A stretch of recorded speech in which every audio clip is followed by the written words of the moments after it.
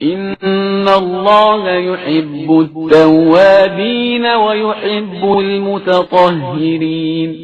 بتحقیق خدا توبہ کرنے والوں اور پاکیزہ رہنے والوں کو دوست رکھتا ہے. بسم اللہ الرحمن الرحیم. الحمد للہ رب العالمین وصلی اللہ علی محمد وآلہ الطاہرین ولعنۃ اللہ علی اعدائہم اجمعین الی قیام یوم الدین. موضوع گفتگو مستحب غسل. اب تک دو اقسام کے غسل کے بارے میں گفتگو ہوئی، یعنی مستحب غسل زمانی اور مستحب غسل مکانی. اب تیسری قسم موضوع گفتگو ہے، یعنی مستحب غسل فعلیہ یا مستحب غسل افعالیہ، یعنی وہ مستحب غسل جو کسی کام کے عمل کی وجہ سے مستحب ہو. تو پہلے مرحلے میں جانے توجہ دلائیں کہ غسل مستحب فعلی دو اقسام کے ہیں. کسی کام کو انجام دینے کے لیے، یعنی پہلے غسل ہو بعد میں عمل ہو، اور دوسری قسم ہے کسی کام کو انجام دینے کے بعد، یعنی پہلے کام ہوگا پھر یہ غسل ہوگا. تو پہلے مرحلے میں بیان کرتے ہیں پہلی قسم کو کہ پہلے اس غسل کو انجام دیا جائے اور اس کے بعد کام انجام دیا جائے. سب سے پہلے مرحلے میں جس غسل کا ذکر کیا جائے گا وہ ہے غسل احرام. واجب غسل ہم نے 7 بیان کیے اور 2 غسلوں کی جانب توجہ دلائی کہ 2 غسل ایسے ہیں کہ جن کو احتیاطاً انجام دینا چاہیے، اور احتیاط یہ ہے کہ انہیں ترک نہ کیا جائے. ان میں سے ایک ہے غسل احرام، اور دوسرا ہے کہ جب مکمل سورج گرہن یا چاند گرہن ہو اور کسی نے جان بوجھ کے اس کی نماز ادا نہ کی ہو تو جب وہ چاہے نماز ادا کرے قضا کی نیت سے چاند گرہن یا سورج گرہن کی کہ جب وہ مکمل ہوا تھا، تو اس پر لازم ہے کہ پہلے غسل کرے اور بعد میں نماز انجام دے. لیکن غسل مستحب کی فہرست میں عموماً اس کا ذکر کیا جاتا ہے، لہذا ہم اس کو دوبارہ بیان کر رہے ہیں مستحب غسل میں. لیکن احتیاط یہ ہے کہ اس کو انجام دیا جائے قربتاً الی اللہ، کیونکہ اکثر مراجع فرماتے ہیں کہ غسل واجب 7 ہیں لیکن کچھ فرماتے ہیں کہ 9 ہیں. بس احتیاط یہ ہے کہ ان 2 کو بھی انجام دیا جائے. اب کیونکہ ہم نے 7 بیان کیے اور اکثر مراجع اس کو مستحب قرار دیتے ہیں، کیونکہ بعض روایتوں سے یہ محسوس ہوتا ہے کہ یہ واجب ہیں اور بعض روایتوں سے یہ لگتا ہے کہ یہ مستحب ہیں، لیکن اکثر علماء کی جو رائے ہے اور فتویٰ ہے وہ یہ کہ یہ غسل مستحب ہے. لہذا مستحب میں سب سے پہلے غسل احرام اور پھر اس کے بعد غسل طواف. اب یہ ذہن میں رکھیں کہ طواف کے لیے غسل حیض یا نفاس یا استحاضہ یا جنابت کیا ہوا ہو، اسی طریقے سے واجب غسل انجام دیے ہوئے ہوں. البتہ واجب غسل میں سے کون سے؟ حیض، نفاس، استحاضہ یا غسل مس میت وغیرہ. بس اگر کسی نے واجب غسل انجام دیے ہوئے ہیں تو اس پر واجب ہے کہ وضو کرے. بس غسل و وضو تو واجب ہے اس پر، لیکن مستحب ہے کہ طواف کی نیت سے ایک غسل اور انجام دے. بس وہ جو واجب غسل ہیں اس وقت وہ ہمارا موضوع بحث نہیں ہے. ہمارے موضوع بحث غسل ہے اس وقت مستحب غسل. بس جو طواف کا ارادہ کرے، چاہے وہ طواف واجب ہو چاہے وہ طواف مستحب ہو، تو پہلے غسل کرے. کون سا غسل؟ استحباب کی نیت سے. وہ جو واجب ہے وہ تو ہے بلا شک، کیونکہ اس کے بغیر تو مسجد الحرام میں داخل بھی نہیں ہو سکتے، اور اس کے بغیر نہ طواف صحیح اور نہ ہی نماز اور نہ ہی روزہ اور نہ ہی بہت ساری وہ چیزیں کہ جن کے لیے غسل شرط ہے کہ جو پہلے بیان ہو چکی ہیں. اسی طرح سے جو عرفات میں ہو اس کے لیے مستحب ہے کہ عرفات میں قیام کے لیے غسل کرے. اسی طرح سے مشعر میں وقوف کے لیے بھی غسل کرے. اسی طریقے سے قربانی کے لیے چاہے ذبح ہو اور چاہے نہر ہو، یعنی اگر وہ گائے یا بھیڑ یا دمبا یا بکرا ذبح کرنا چاہے یا کروانا چاہے تو غسل کرے، اور اگر اونٹ کو نہر کروانا چاہے یا کرے تو پہلے غسل کرے۔ اسی طریقے سے رمی جمرات سے پہلے بھی غسل کیا جائے تو بہتر ہے۔ بس پہلے مرحلے میں غسل ہو گئے، غسل احرام، اور جتنے بھی ارکان ہیں، اور ارکان سے یہاں پر کون سی فہرست بیان ہو رہی ہے کہ جن کاموں کو انجام دینا ہو ان کاموں سے پہلے غسل کیا جائے، یعنی وقوف عمل ہے اس سے پہلے غسل کیا جائے۔ اسی طرح سے مستحب ہے غسل زیارت۔ اب یہاں پر توجہ دلائیں کہ زیارت معصومین علیہ الصلوۃ والسلام دو طریقے سے ہے، جن میں سے ایک طریقہ یہ کہ قریب سے یا دور سے زیارت کریں، یعنی کوئی زیارت پڑھیں۔ اب اگر کوئی یہاں ہے اپنے شہر میں، چاہے وہ کراچی میں ہو، بمبئی میں ہو، دہلی میں ہو، نیو یارک میں ہو، انگلینڈ میں ہو، دنیا میں جہاں بھی ہو، اگر وہ چاہے کہ معصومین علیہ الصلوۃ والسلام کی زیارت پڑھے تو مستحب ہے کہ پہلے غسل کرے۔ یہ غسل کون سا غسل مانا جائے گا؟ کہا جائے گا یہ غسل مستحب فعلی ہے، کیونکہ زیارت فعل ہے، ایک عمل ہے۔ لیکن اگر وہ قبر مطہر معصومین علیہ الصلوۃ والسلام کے پاس جانا چاہے تو کہا جائے گا اس کے لیے بھی مستحب ہے کہ پہلے غسل کریں۔ لیکن یہ غسل کون سا مستحب مانا جائے گا؟ کہا جائے گا کہ خود ان کی قبر مطہر کے پاس جانا عمل ہے، لیکن کون سا عمل ہے؟ جگہ کے اعتبار سے جگہ تک پہنچنا۔ تو اس زیارت کے لیے جو غسل ہوگا وہ کس کیٹیگری میں آئے گا؟ وہ آئے گا غسل مستحب مکانی۔ بس اگر کوئی معصومین علیہ الصلوۃ والسلام کی قبر مطہر کے پاس جانے کا ارادہ کرے تو غسل کرے، مستحب ہے، لیکن یہ غسل زیارت معصومین علیہ الصلوۃ والسلام ہے، لیکن مکانی یعنی جگہ کے اعتبار سے۔ لیکن اگر ہم وہاں نہ جا رہے ہوں اور اپنے شہر سے زیارت کریں، دور سے زیارت کریں، تو مستحب ہے کہ پہلے غسل کریں، اور یہ غسل کہلائے گا غسل مستحب معصومین زیارت کے لیے۔ لیکن کون سا ہے غسل؟ یہ فعلیہ ہے، یعنی ہم ایک کام انجام دینے جا رہے ہیں۔ اسی طریقے سے مستحب ہے غسل کس کے لیے؟ معصومین علیہ الصلوۃ والسلام کو خواب میں دیکھنے کے لیے۔ ایک روایت نقل امام موسیٰ کاظم علیہ الصلوۃ والسلام سے، اور اس کا ذکر قربۃ الوسطیٰ میں بھی اور بعض دیگر فقہی کتابوں میں غسل کے ضمن میں بیان ہوا کہ آپ نے فرمایا کہ اگر کوئی معصوم کی زیارت کا ارادہ کرے، یعنی ائمہ علیہ الصلوۃ والسلام اور رسول اللہ صلی اللہ علیہ وسلم کی زیارت کا ارادہ کرے، تو وہ پہلے 3 راتوں تک غسل کرے اور اس کے بعد سوئے۔ البتہ اس کے ساتھ اور شرائط بھی ہیں کہ پاک ہو، پاکیزہ ہو، حرام سے بچے، گناہ سے بچے، واجبات پر عمل کرے، خلوص ہو۔ اب اگر مصلحت ہوئی تو اللہ سبحانہ و تعالی یہ توفیق عطا فرمائے گا کہ خواب میں معصوم کی زیارت سے مشرف ہو۔ تو خواب میں بھی ان کی رؤیت یعنی ان کے دیدار سے مشرف ہونے کے لیے ہر رات سونے سے پہلے، یعنی 3 راتوں تک سونے سے پہلے غسل ہے۔ اس غسل کو کہا جاتا ہے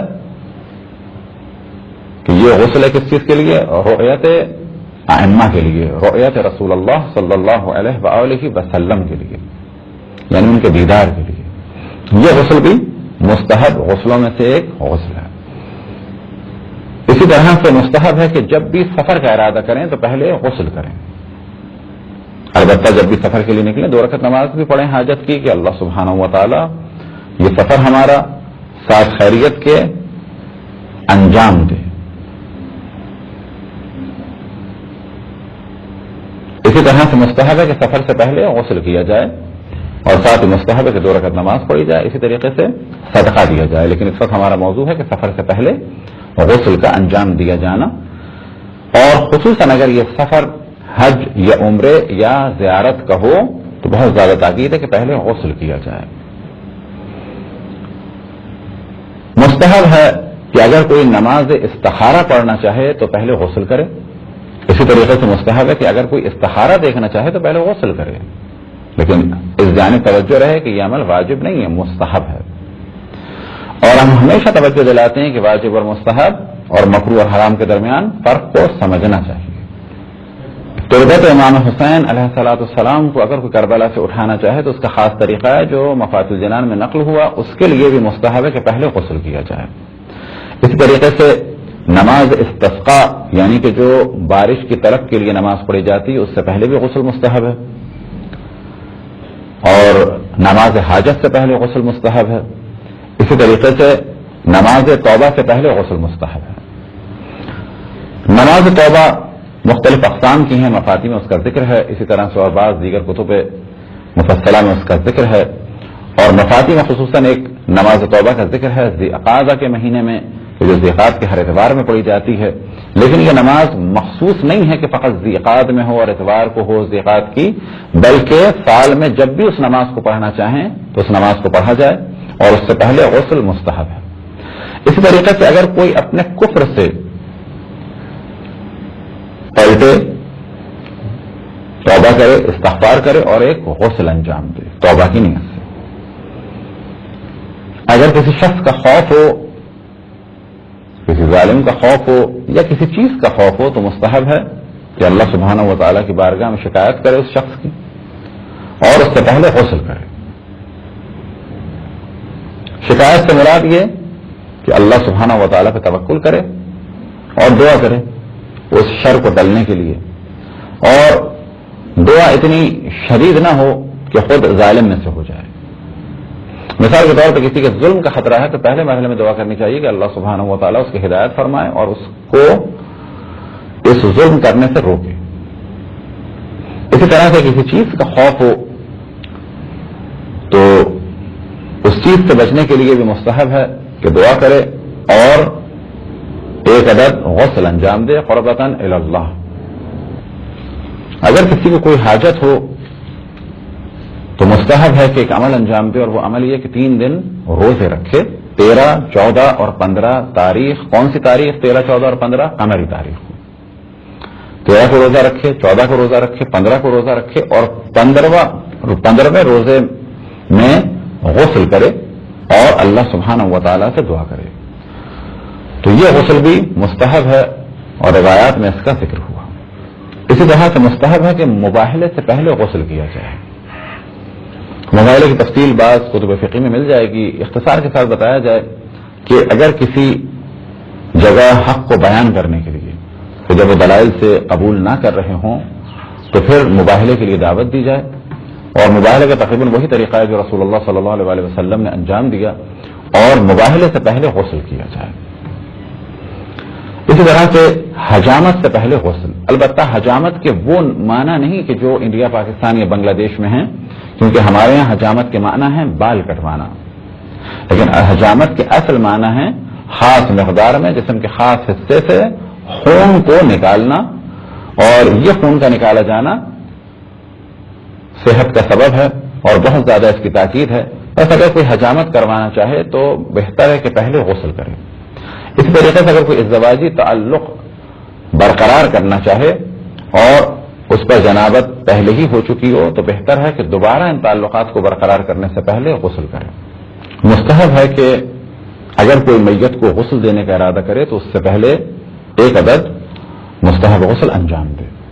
البتہ جان توجہ رہے کہ اگر میت کو چھوئے اور شرائط کے ساتھ جو انشاءاللہ تفصیل سے بعد میں بیان ہوں گی تو اس پر غسل میت واجب ہو جائے گا، لیکن یہاں پر مستحب ہے کہ میت کو غسل دینے سے پہلے چاہے وہ چھوئے یا نہ چھوئے، یعنی گلفس پہنے یا فقط پانی ڈالے، تو بہتر ہے کہ پہلے ایک عدد غسل انجام دے۔ اسی طریقے سے وہ افراد کو جو میت کو کفن دینا چاہیں ان کے لیے بھی مستحب ہے کہ پہلے غسل کریں۔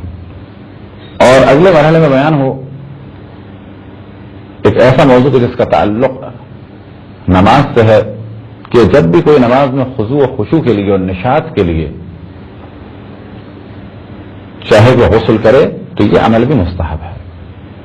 یعنی اگر نماز میں کوئی چاہتا ہے کہ سکون سے اور بہت ہی زیادہ اطمینان سے نماز پڑھے اور یہ سکون اطمینان اسے نہانے کے ذریعے ملتا ہے تو یہ نہانا بھی مستحب ہے۔ اور آخر میں ایک بہت جنرل موضوع بیان ہو کہ ہر نیک کام کے لیے جو بھی نیک کام ہے، جو بھی اچھا کام ہے، اب مثال کے طور پہ کسی کی خدمت کرنی ہے، کسی کو دیکھنے جانا ہے، صدقہ دینا ہے، کوئی بھی کار خیر ہو تو اس سے پہلے غسل کرنا بہتر ہے۔ اور اس جانب توجہ دلائیں دوبارہ کہ یہ ہم نے جتنے غسل بیان کیے یہ سب کے سب وہ نہیں ہیں کہ جن کے بعد وضو کی ضرورت نہ ہو. احتیاط یہ ہے کہ ان غسلوں کو انجام دینے کے بعد وضو بھی کریں اور اس کے بعد نماز پڑھیں، بغیر وضو کے نماز نہ پڑھیں. سوائے غسل جمعہ کے کہ وہ ایک اجماعی موضوع ہے کہ غسل جمعہ کے بعد وضو کی ضرورت نہیں ہے، لیکن بہتر ہے کہ غسل جمعہ کے بعد بھی وضو کیا جائے. جیسا کہ آپ کی خدمت میں پہلے بیان کیا کہ غسل مستحب فعلی یا افعالی کی 2 اقسام ہیں. ان میں سے پہلی قسم آپ کے سامنے بیان کی، یعنی کسی کام کو انجام دینے کے لیے. اگلے مرحلے میں وہ غسل بیان ہوں گے کہ جو کسی کام کے ہونے کے بعد مستحب ہو جائیں یا کسی کام کو انجام دیے جانے کے بعد مستحب ہے. ان میں سے پہلا غسل جو مستحب ہے اور اسے ہم نے واجب غسلوں میں بھی بیان کیا کہ احتیاطاً اسے ترک نہ کیا جائے، وہ یہ کہ جب بھی چاند گرہن اور سورج گرہن مکمل ہوا ہو اور جان بوجھ کے ہم نے نماز نہ پڑھی ہو، تو جب اس نماز کو ادا کرنا چاہیں قضا کی نیت سے، تو بعض مراجع فرماتے ہیں کہ واجب ہے، لیکن عموماً مراجع فرماتے ہیں کہ مستحب ہے. لہذا ہم اسے مستحب غسل کی فہرست میں بیان کر رہے ہیں. مستحب ہے کہ پہلے غسل کیا جائے اور اس کے بعد سورج گرہن یا چاند گرہن کے جبکہ مکمل ہوا ہو اس کی نماز کو ادا کیا جائے. تو سب سے پہلے مرحلے میں سورج گرہن اور چاند گرہن کی نماز اگر کسی نے جان بوجھ کے قضا کی ہو تو مستحب ہے کہ جب اس کو قضا کی نیت سے پڑھنا چاہے تو پہلے غسل کرے. اسی طرح سے مستحب ہے غسل مولود، یعنی جب بچے کی ولادت ہو تو اسے غسل دیا جائے. یہ غسل ایک تو وہ ہے کہ جو نرسز نہلا دیتی ہیں، یہ بالکل ایک الگ موضوع ہے، وہ نہانا اور صفائی کرنا ہے. یہ جو مستحب غسل ہے یہ بالکل اسی ترتیب سے ہوگا کہ جس ترتیب سے ہم لوگ اپنے آپ کو غسل دیتے ہیں، یعنی پہلے سر و گردن اور چہرہ اور اس کے بعد پورا داہنا حصہ اور اس کے بعد پورا بائنا حصہ، یعنی بچے کو اس ترتیب سے غسل دیا جائے. یہ غسل مستحب ہے، واجب نہیں ہے. اسی طریقے سے مستحب ہے کہ اگر کسی نے کسی شخص کو پھانسی پہ چڑھتے ہوئے دیکھا ہو تو کیونکہ یہ عمل پہلے ہوا ہے پھانسی کا اور دیکھنے کا عمل پہلے ہوا ہے تو مستحب ہے کہ یہ غسل کرے. اب یہاں پر ایک تفصیل ہے کہ جس میں ہم نہیں جاتے، اور عموماً جب یہ فہرست بیان کی جاتی ہے غسل مستحب فعلیہ کی کہ جو عمل کے بعد انجام دیے جائیں، تو اس میں اتنا ہی کہا جاتا ہے کہ جو کسی شخص کو پھانسی پہ چڑھنے کے بعد دیکھے. اب یہاں پر ایک فہرست ہے اور کچھ اقوال ہیں کہ اگر وہ گواہی دینے گیا ہو اور خود گیا ہو، جان بوجھ کے نگاہ پڑی ہو تو ہے یا نہیں ہے، لیکن عموماً یہ کہا جاتا ہے کہ جس نے بھی کسی شخص کو پھانسی پہ چڑھنے کے بعد دیکھا تو بہتر ہے کہ وہ غسل کرے. مستحب ہے کہ اگر کوئی شخص گناہ کرے تو اس کے بعد غسل کرے، یعنی گناہ کے بعد ایک غسل کرے. غسل مستحب فعلی کہ جو کسی کام کے بعد ہو، اس میں ایک ہم نے غسل بیان کیا تھا کہ نماز توبہ کے لیے یا توبہ کے لیے، تو توبہ کرنے سے پہلے غسل کرے، یہ ایک عمل. نماز توبہ اگر پڑھنا چاہتا ہے غسل کرے، یہ بھی ایک مستحب عمل. اور یہ جو ہماری گفتگو ہے کہ اگر کوئی گناہ کرے تو گناہ کے بعد غسل کرے. اسی طریقے سے معاذ اللہ اگر کوئی نشے میں ہو، اب یہ نشہ اس نے خود استعمال کیا ہو یا کسی نے اس کو دے دیا ہو، تو جب بھی نشہ ختم ہو، چاہے معاذ اللہ خود اس نے استعمال کیا ہو چاہے کسی نے اس کو دے دیا ہو، تو جب بھی اس کا نشہ ختم ہو تو مستحب ہے کہ غسل کرے. یہ نشہ کسی بھی چیز سے ہو، چاہے وہ نجس چیز ہو جیسے شراب اور بیئر وغیرہ، اور چاہے وہ حرام ہو جیسے کوئی جڑی بوٹی کہ خود بخود نجس نہیں ہے لیکن حرام ہے، چرس و ہیروئن اور بھنگ اس قسم کی چیزیں. تو اگر کوئی نشہ استعمال کرے تو مستحب ہے کہ نشہ ختم ہونے کے بعد غسل کرے. اب آخر میں غسل کا ذکر کیا جائے جو شیعہ اور سنی دونوں کتب فقی اور دونوں کتب روائی یعنی روایت ہوئی کتابوں میں ہے، وہ ہے غسل بعد قتل الوضع. یعنی جب وضع کو قتل کیا جائے تو اس کے بعد وہ غسل کیا جائے. یہ وضع کیا چیز ہے؟ وضع عربی میں عموماً کہا جاتا ہے چھپکلی کو. اب گفتگو یہ کی جا سکتی ہے کہ یہاں پر مراد وہ چھپکلی ہے کہ جو گھر میں ہے، جو گھروں میں ہوتی ہیں عام طور پہ، چاہے وہ سفید ہوں چاہے وہ کالی ہوں، یا چھپکلی اور چھپکلی کی اقسام، چھپکلی اور چھپکلی کی جو فیملی ہے، مثال کے طور پہ گرگٹ اور اس قسم کے دیگر حیوانات کہ جنہیں عام طور پہ انگلش میں بھی لیزرڈ یا لیزرڈ فیملی کہا جاتا ہے. تو قدر متیقن یعنی جس چیز پر یقین ہے وہ کہا جا سکتا ہے کہ چھپکلی. ابھی چھپکلی کون سی ہے؟ تو جو عام طور پہ گھروں میں ہوتی ہے.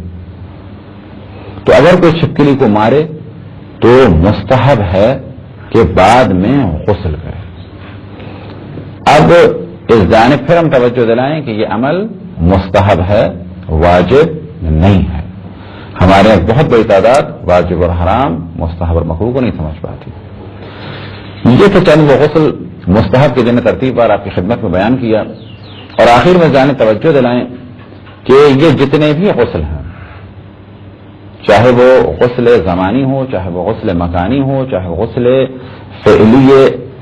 فعلی ہو عمل سے پہلے، چاہے غسل فعلی ہو کسی عمل کے بعد، اگر ایک دفعہ انجام دے دیا تو یہ غسل ہو گیا اور استحباب پر عمل ہو گیا.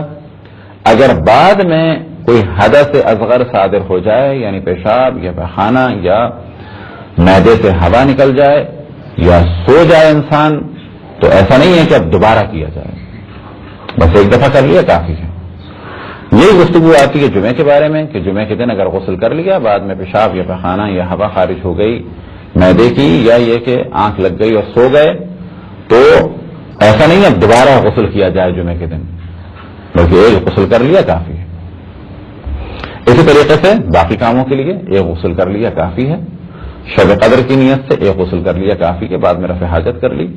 ماہ رمضان، عید کا غسل، جتنے بھی غسل ہیں چاہے وہ زمانی ہوں چاہے وہ مکانی ہوں. مثال کے طور پہ غسل کیا کہ میں مکہ المکرمہ میں داخل ہونے کا غسل کرتا ہوں، مکہ المکرمہ میں داخل ہوئے، داخل ہونے کے بعد رفع حاجت کی، تو کہا جائے گا مکے میں داخل ہونے کا غسل ہو گیا.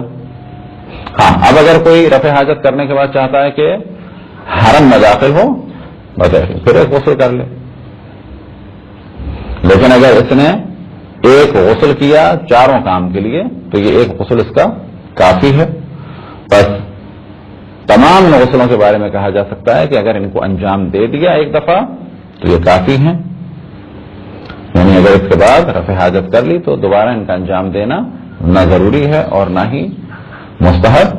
البتہ یہ کہا جا سکتا ہے کہ بعض غسل اگر ممکن ہو تو ان کو دوبارہ بھی انجام دیں، کیونکہ حرج نہیں ہے، بہتر ہے. جس طرح سے وضو کے بعد وضو نور علی نور. یہ تھی ایک مختصر سی گفتگو، اور کوشش یہی رہی کہ جتنے بھی غسل مشہور ہیں فقہی کتابوں میں آپ کے سامنے بیان کیے جائیں. البتہ آخر میں ایک تاکید ہے، وہ یہی کہ ان غسلوں کے بعد وضو کو انجام دیں. اسی طرح سے ایک تاکید ہے کہ واجب اور مستحب میں فرق کو سمجھیں، اور اسی طرح سے حرام اور مکروہ کے درمیان فرق کو سمجھیں. غسل مستحب افعالی میں سے ایک اہم غسل کہ اگر اس کی جانب توجہ دی جائے تو اس سے خود بخود واضح ہو جائے گا خواتین کا احترام اور ان کی منزلت اور ان کے پردے کے احکام. وہ غسل ہے کہ اگر کوئی خاتون شوہر کے علاوہ کسی اور کے لیے خوشبو لگائے تو بعد میں اس کے لیے مستحب ہے کہ ایک عدد غسل انجام دے اس عمل کی وجہ سے. اب یہاں پر جو عام طور پہ توضیح المسائل یا عروۃ الوثقی یا دیگر اہم اور فقہی کتابوں میں جو عبارت ہے وہ عام طور پہ یہ ہے غیر شوہر کے لیے. لیکن غیر شوہر سے یہاں پر مراد ہے یعنی کسی نامحرم کے لیے، کیونکہ غیر شوہر میں تو بلا شک باپ بھی آ جاتا ہے، بھائی بھی ہے، سسر بھی ہے جو کہ محرم ہے، یا یہ کہ بیٹا بھی.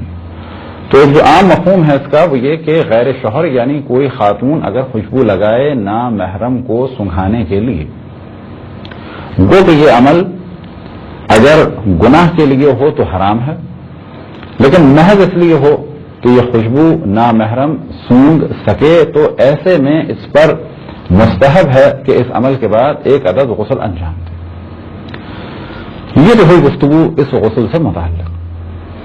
اب ممکن ہے کوئی سوال کرے کہ اگر کوئی خاتون خوشبو لگائے کسی غیر کے لیے یعنی غیر شوہر کے لیے تو یہ حکم ہے، تو اگر وہ کسی شوہر کے علاوہ کسی اور کے سامنے بے پردہ آ جائے تو کیا اس کے لیے بھی کوئی غسل ہے؟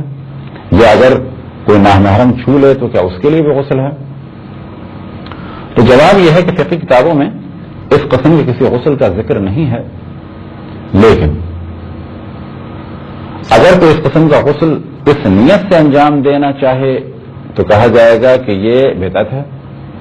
لیکن ہاں، اگر کوئی خاتون کسی نامحرم کے سامنے آئے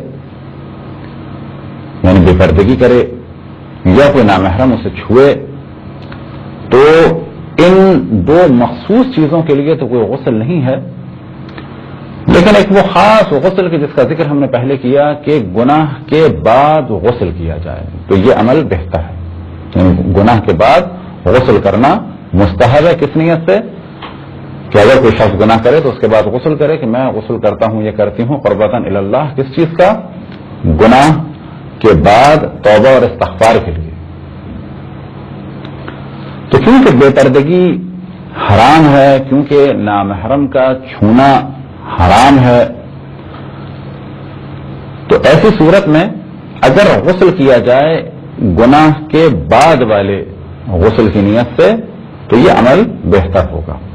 خداوند تبارک و تعالیٰ سے دعا ہے کہ بحق محمد و آل محمد ہمیں اپنے رسول اپنی حجتوں خصوصاً امام زمان علیہ الصلوۃ والسلام کی معرفت اور اطاعت کی توفیق عطا فرمائے. وصلی اللہ علی محمد و آلہ الطاہرین.